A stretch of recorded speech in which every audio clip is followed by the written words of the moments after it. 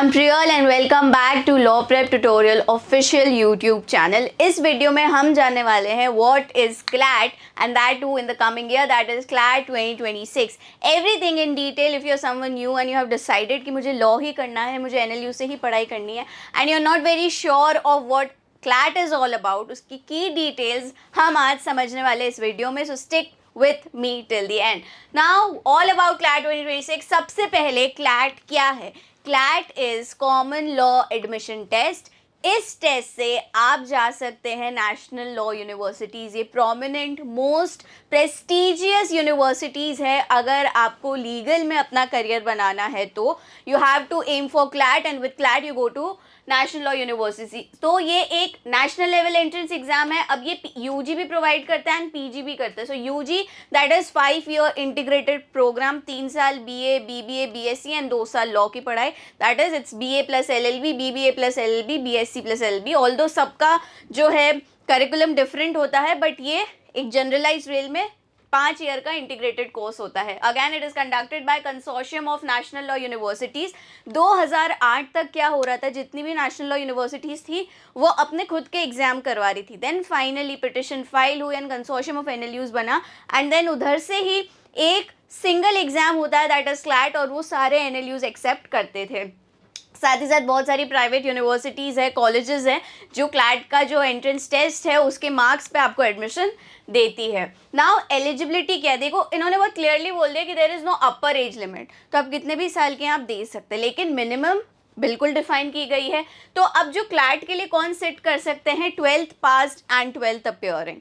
Yes, even अगर आपने 12th पास कर लिए तो आप दे ही सकते हैं. But even if you are in 12th right, आप अगले साल अपने एग्जाम्स देंगे तो भी आप इसके लिए अपियर कर सकते हैं. नाउ उसमें रिक्वायरमेंट क्या है, आपको 10th और 12th पास करनी है.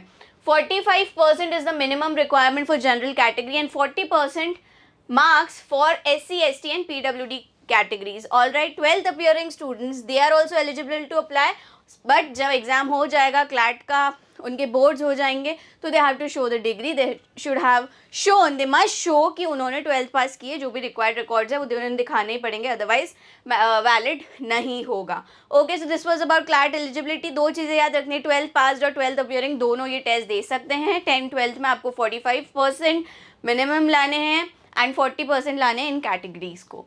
Moving forward, what is the CLAT syllabus.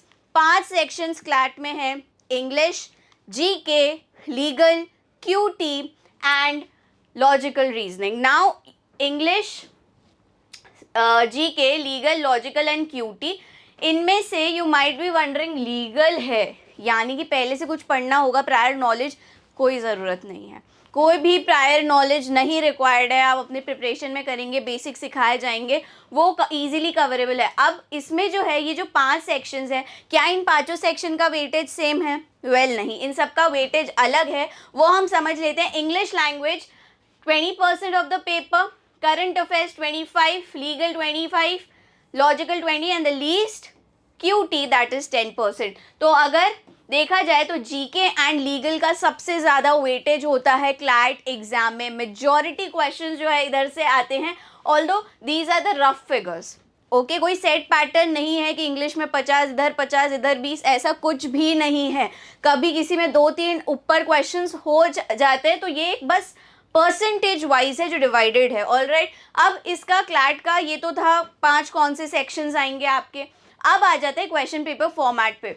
सो जो मैक्सिमम मार्क्स है वो 120 है ना. 120 लास्ट ईयर यानी कि 2024 क्लैट 2024 जो 2023 में हुआ था तभी से हुआ है 125. Earlier it was 150 and back then it was 200. Duration 2 घंटा ही रही है शुरू से और +1 रहता है एंड -0.25 ये भी शुरुआत से ये रही है marking scheme.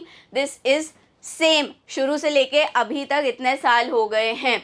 All right, now अब क्या हुआ है रिसेंट ट्रेंड में अगर देखा जाए तो 2022 से earlier there used to be one liners but now it is a entirely comprehension based, यानी कि पैसेजेस आपको पूछे जाएंगे एंड उस पर आपको क्वेश्चंस फ्रेम होंगे. इन्फ्रेंस बेस्ड क्वेश्चंस होते हैं.